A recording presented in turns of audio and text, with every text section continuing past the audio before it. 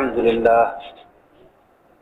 لله نحمده ونستعينه ونستغفره ونؤمن به ونتوكل عليه ونعوذ بالله من شرور أنفسنا ومن سيئات أعمالنا من يهده الله فلا مضل له ومن يضلله فلا هادي له ونشهد أن لا إله إلا الله وحده لا شريك له ونشهد أن سيدنا ومولانا محمدا عبده ورسوله صلى الله تعالى عليه وعلى آله وأصحابه وبارك وسلم تسليما كثيرا كثيرا أما بعد فأعوذ بالله من الشيطان الرجيم بسم الله الرحمن الرحيم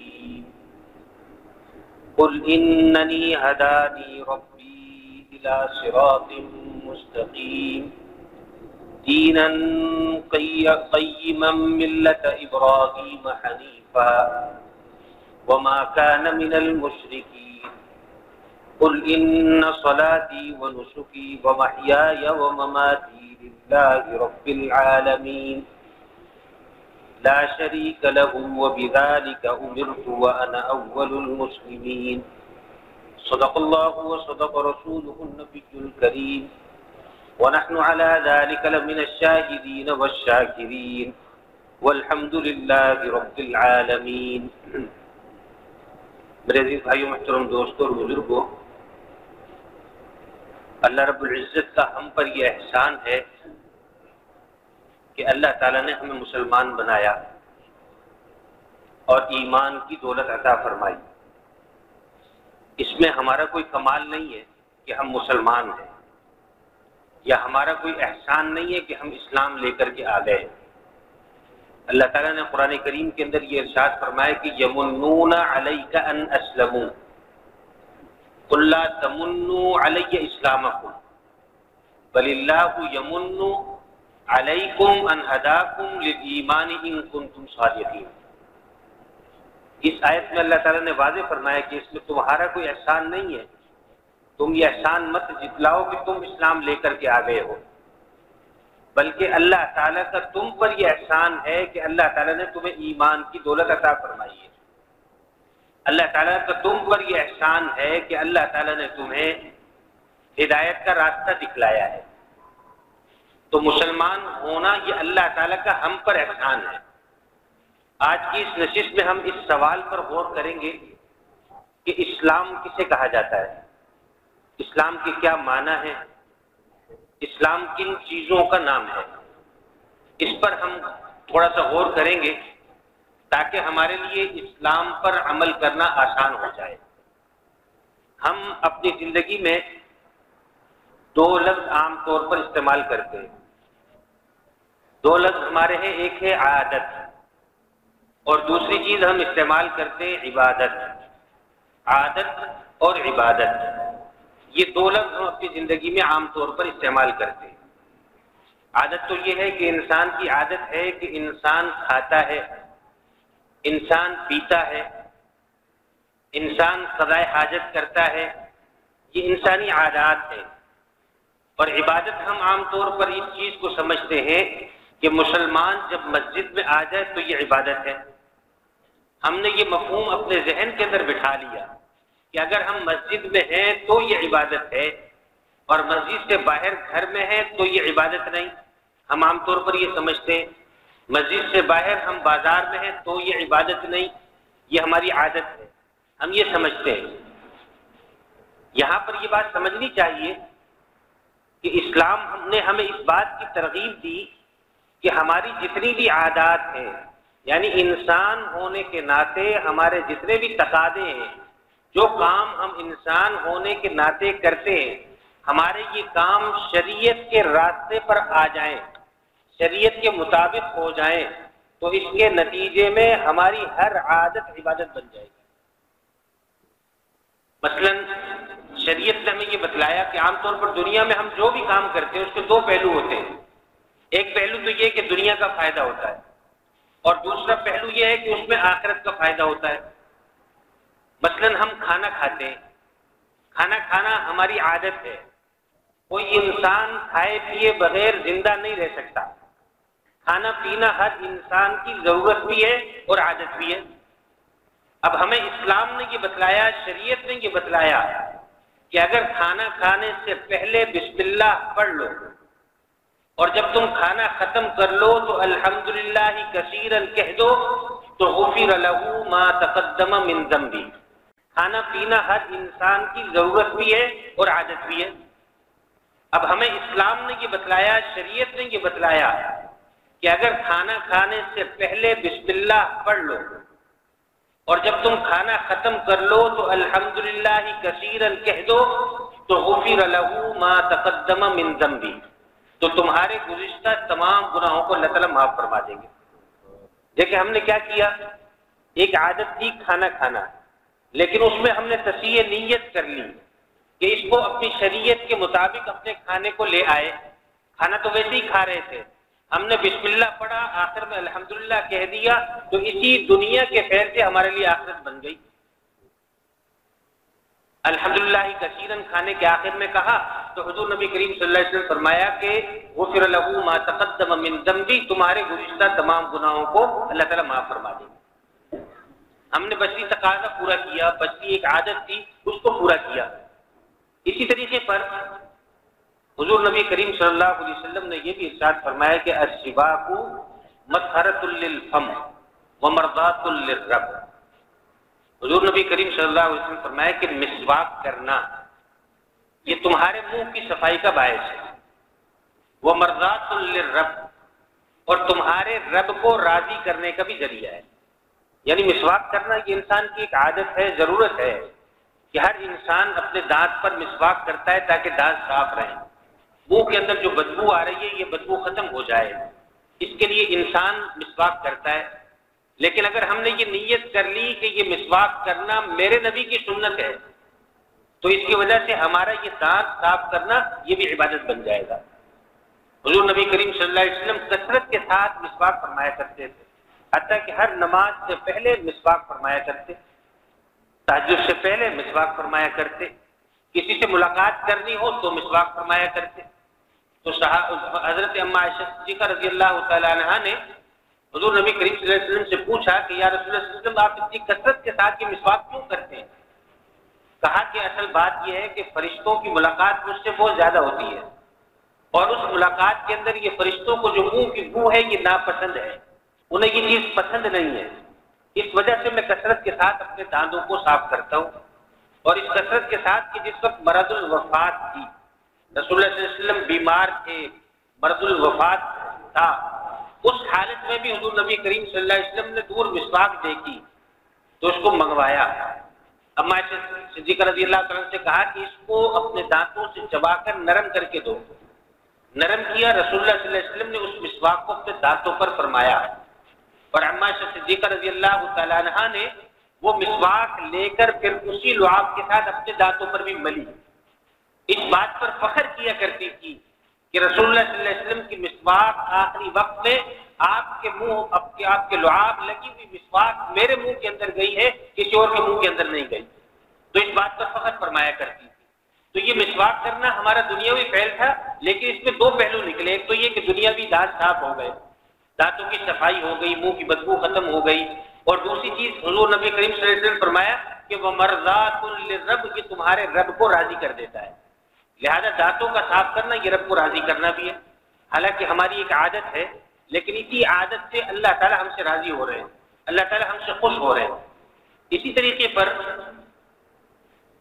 حضرت عمر فاروق رضی اللہ تعالیٰ عنہ بیمار تھے، ایک نوجوان عیادت کے لیے آئے، حضرت کی عیادت فرمائی اور عیادت کر کے اٹھ کے چلے گئے۔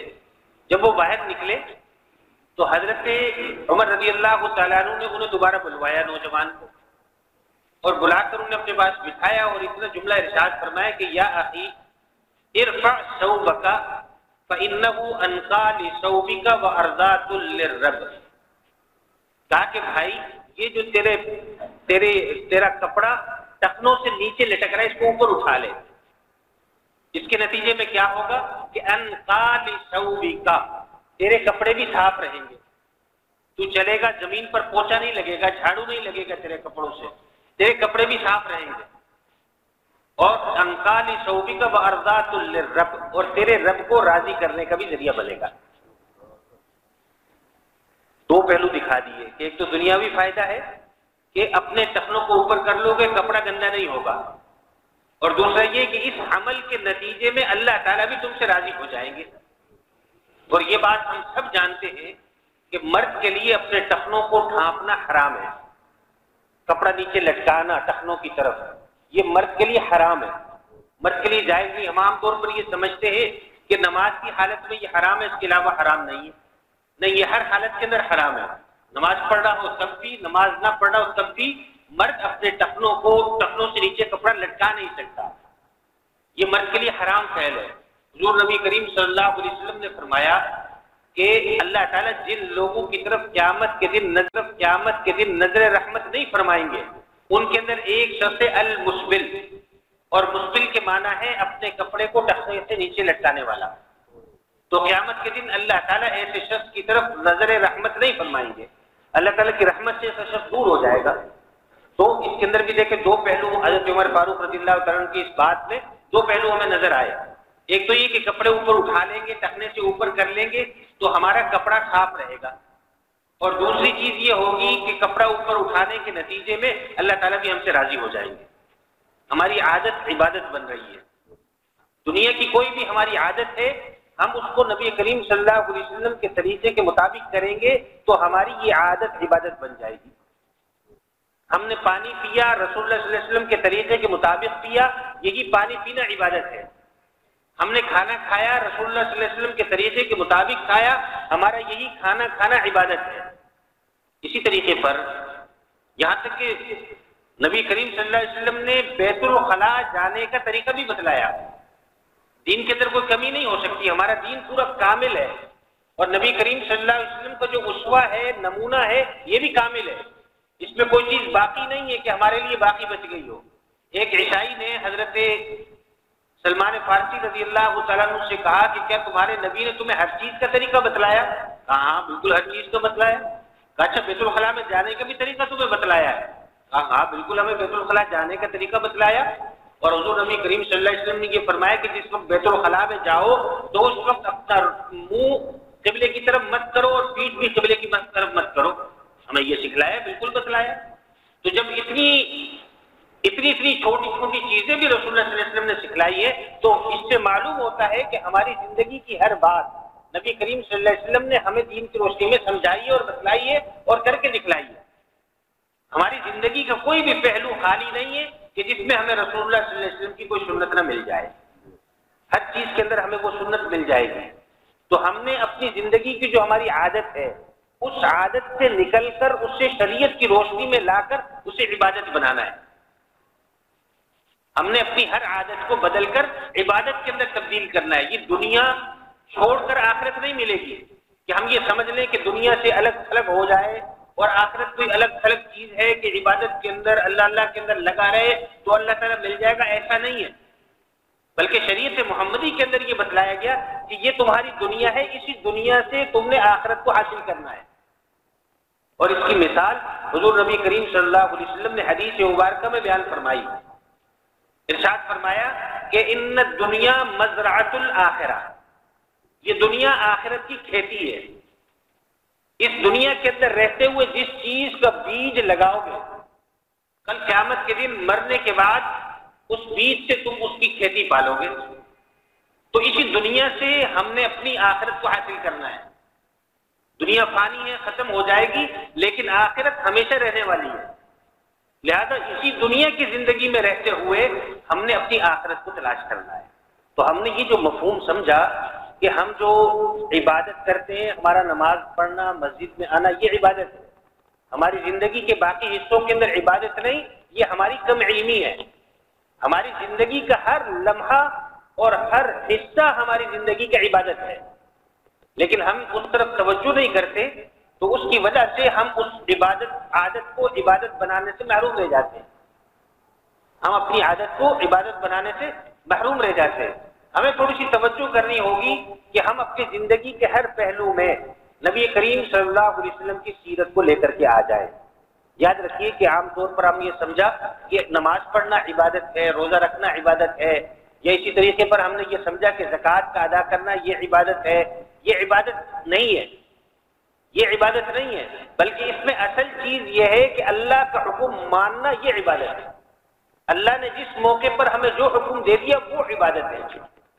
اب دیکھیں میں مثال کے ذریعے سے آپ کو سمجھاتا ہوں کہ نماز پڑھنا یہ ایک عبادت ہے، اللہ کا حکم ہے، اللہ نے حکم دیا نماز پڑھو، یہ عبادت ہے۔ لیکن بعض جگہوں پر بعض موقعوں پر یہ فرمایا کہ نماز مت پڑھو، تو اس موقع پر نماز کا نہ پڑھنا یہ عبادت ہے۔ جب کہا کہ نماز پڑھو تو نماز کا پڑھنا عبادت، اور جب کہا کہ نماز نہ پڑھو اس وقت نماز نہ پڑھنا یہ عبادت ہے۔ ہم یہ جانتے ہیں کہ دن میں 3 وقت ایسے ہیں کہ ان 3 وقتوں میں ہم نماز نہیں پڑھ سکتے۔ جس وقت سورج نکل رہا ہو، جس وقت سورج زوال پذیر ہو جائے، اور جس وقت سورج غروب ہو رہا ہو، یہ 3 وقت ہیں۔ ان 3 وقتوں میں نماز نہیں پڑھ سکتے۔ اگر کوئی نماز پڑھو گناہگار ہوگا، اس کی نماز نہیں ہوگی۔ تو جو اللہ تعالیٰ کا حکم جس وقت آیا اس کو ماننا، اس چیز کا نام عبادت ہے۔ کتنی بات سمجھ میں آئی ہے کہ جو اللہ تعالیٰ نے جس موقع پر حکم دیا اس حکم کو مان لینا یہ عبادت ہے۔ جب کہا نماز پڑھو تو نماز پڑھنا، نماز نہ پڑھنا یہ عبادت ہو جائے گا۔ روزہ رکھنا یہ ایک عبادت ہے، لیکن منع بھی کیا کہ اس وقت میں روزہ مت رکھو۔ عید کے دن انسان کے لیے روزہ رکھنا جائز نہیں ہے۔ عید کے دن تم چاہے جتنی بھی نیت کر لو تمہارا روزہ نہیں ہوگا۔ تو جس وقت کا روزہ رکھو اس وقت روزہ رکھنا عبادت، اور جس وقت روزہ رکھنے سے منع کر دیا اس وقت روزہ رکھنے سے رک جانا یہ عبادت ہو جائے گا۔ ہم روزہ کس وقت افطار کرتے ہیں؟ ہم روزہ کس وقت افطار کرتے ہیں؟ سب افطار کرتے ہیں، تو کچھ جلدی ہوتی ہے، اذان ہوگی ہم افطار کریں گے، ایسا ہوتا ہے نا۔ مغرب میں افطار کرتے ہیں، سورج کے غروب ہوتے ہی ہم کیا کرتے ہیں؟ روزہ افطار کرتے ہیں۔ اب کیوں پریشان ہو رہے ہیں؟ بس تھوڑا سا ساتھ دیں تو مجھے بھی بولنے میں مزہ آئے گا، گھبرائے نہیں۔ تو جب سورج غروب ہو جائے تب ہم کیا کرتے ہیں؟ روزہ افطار کرتے ہیں، ٹھیک ہے۔ لیکن اگر میں یہ سوچوں کہ جی آج میں نے مغرب میں روزہ افطار نہیں کرنا، میں عشاء میں کروں گا، میرا روزہ ہو جائے گا؟ نہیں ہوگا۔ اس میں کس چیز کی کمی ہے؟ حکم تو حالانکہ ہے تو عبادت۔ اللہ تعالیٰ نے ہمیں جو طریقہ بتلایا یہ اس کے مطابق نہیں ہے، اس لیے رد ہے، اس لیے یہ عبادت نہیں ہوگا۔ مغرب میں ہی افطار کریں گے تو عبادت ہے، حالانکہ میں کوئی برا کام نہیں کر رہا۔ اب ہم کہیں جی ہم یہ عشاء کی نماز سے پہلے ہم نے مغرب کی نماز پڑھی، فرض 3 پڑھتے ہیں، اب ہم یہ کہیں کہ جی ہم 3 فرض کی جگہ 4 پڑھیں گے، 3 کا عدد ذرا عجیب سا ہے تو ہم 4 پڑھیں گے، تو کیا مغرب کی 4 رکعت پڑھنے سے ہماری مغرب کی نماز ادا ہو جائے گی؟ نہیں ادا ہوگی۔ کیوں؟ اس لیے کہ شریعت کے طریقے کے مطابق نہیں ہے۔ اللہ تعالیٰ نے جو حکم دیا اس حکم کے مطابق ہم نے مغرب کی نماز نہیں پڑھی، اس لیے یہ عبادت نہیں ہے۔ عبادت تب کہلائے گی کہ جب ہم شریعت کے حکم کے مطابق اس عمل کو کر رہے ہوں گے تو یہ عبادت ہو جائے گا۔ سچ بولنا یہ عبادت ہے، سچ بولنا یہ عبادت ہے۔ لیکن بعض موقع ایسے بھی آتے ہیں کہ شریعت نے سچ بولنے سے منع کر دیا کہ سچ نہیں بولنا، یہ اب نہ بولنا یہ عبادت ہو جائے گا۔ کون سا موقع ایسا ہے؟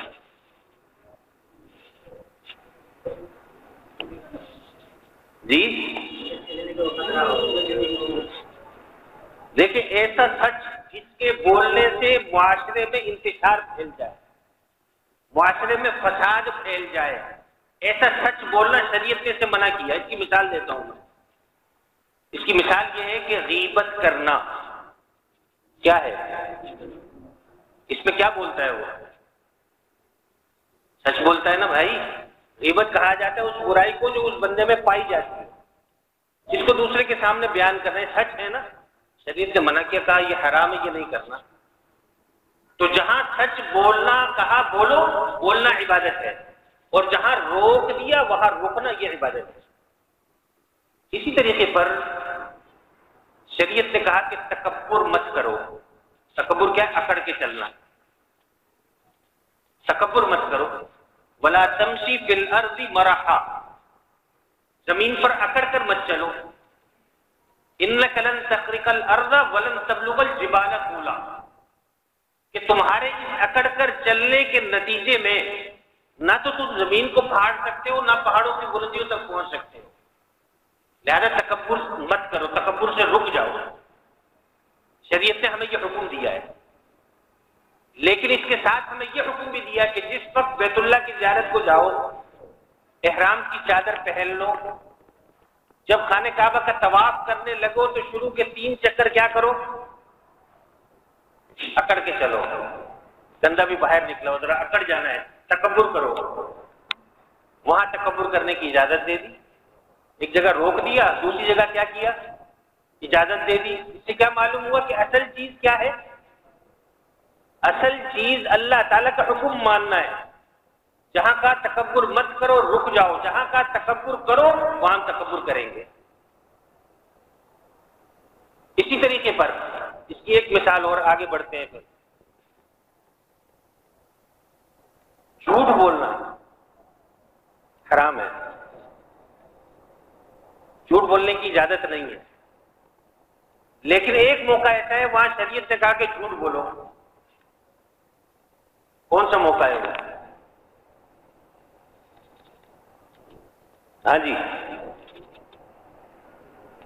2 آدمیوں کے درمیان لڑائی ہو گئی. اب کوئی آدمی صلح کرانا چاہتا ہے ان کے درمیان. ایک کے پاس گیا، یار وہ جو آدمی ہے نا وہ تو تمہاری بڑی اچھائیاں بیان کر رہا تھا. اس نے نہیں بیان کی، تمہیں بڑا اچھا کہہ رہا تھا، وہ تو ندامت کر رہا تھا، غلطی ہو گئی اس سے.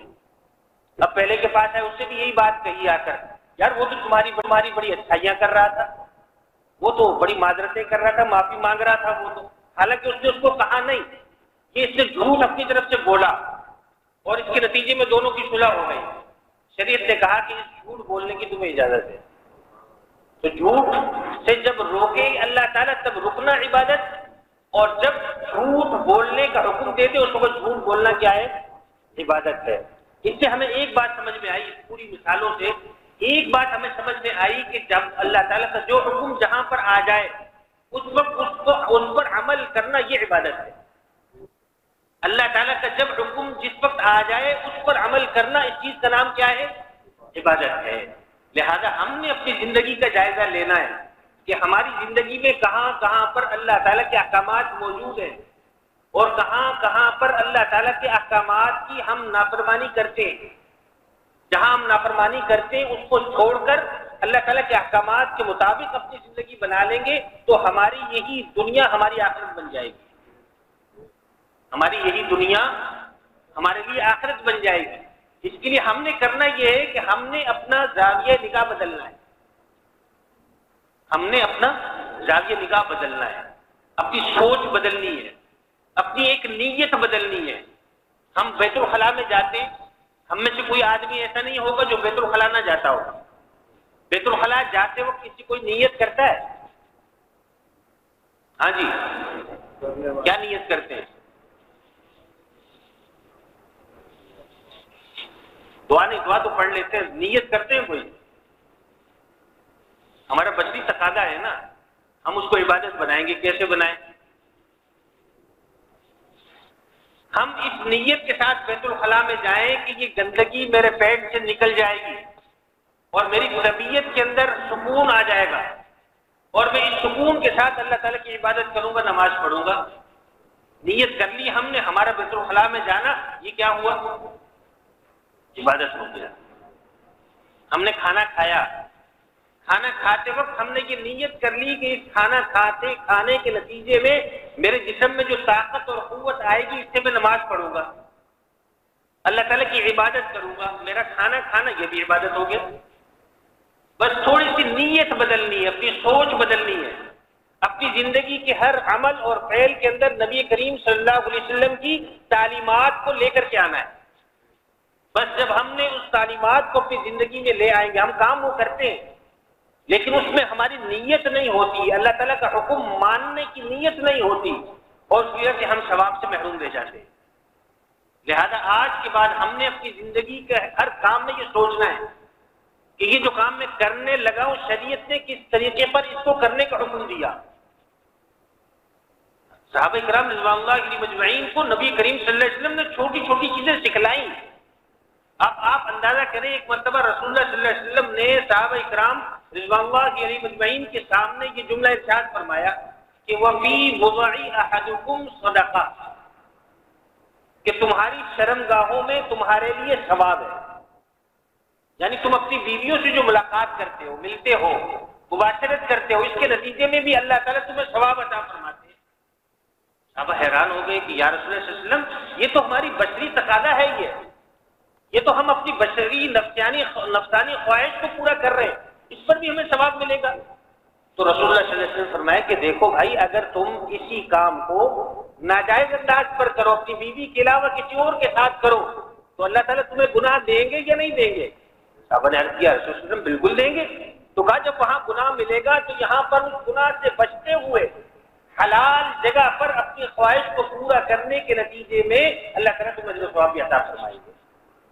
ہے بشری تقاضا، کوئی آدمی اس سے دور نہیں ہوگا، لیکن یہی چیز ہم نے نیت اس میں کر لی کہ میں اپنی بیوی سے ملاقات اس لیے کر رہا ہوں تاکہ میں حرام سے اپنے آپ کو بچا سکوں، تو اپنی بیوی سے ملنا یہ بھی اس کے لیے عبادت ہو جائے گا۔